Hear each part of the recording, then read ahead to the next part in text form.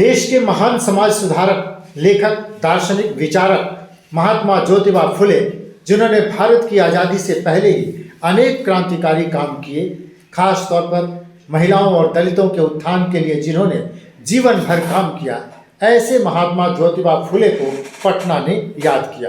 किसान एकता मंच ने ज्योतिबा फुले की कहानियों और लेखों को जनता तक पहुंचाने का नायाब तरीका ढूंढ निकाला। किसान एकता मंच ने शहर के बुद्धिजीवियों, साहित्यकारों, समाजसेवियों और आम जन के बीच ज्योतिबा फुले की कालजयी कृति किसान का कोड़ा का पाठ कराया।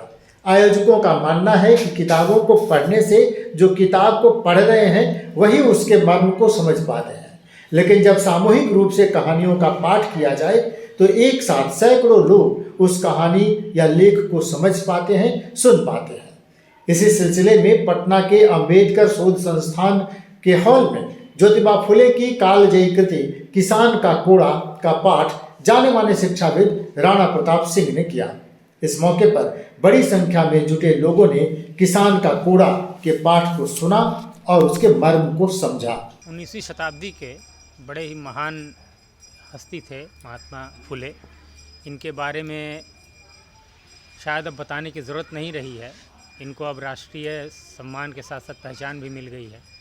चूँकि ये आज़ादी के पहले के लोग हुए थे, इसीलिए इनको आज़ादी की लड़ाई से नहीं जोड़ते हैं, लेकिन इनका योगदान शिक्षा के क्षेत्र में बहुत रहा।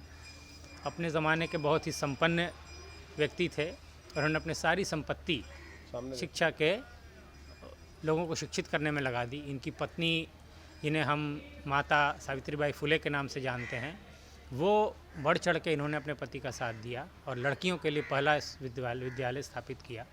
उसमें फ़ातिमा शेख नामक मुस्लिम महिला का भी बहुत योगदान रहा था आर्थिक रूप से। तो फुले साहब ने बहुत सारी किताबें लिखी, उसमें इनकी एक कृति थी किसान का कोड़ा।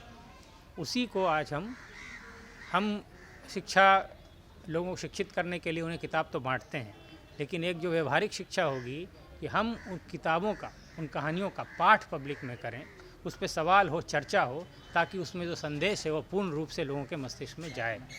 विमर्श न्यूज़, पटना।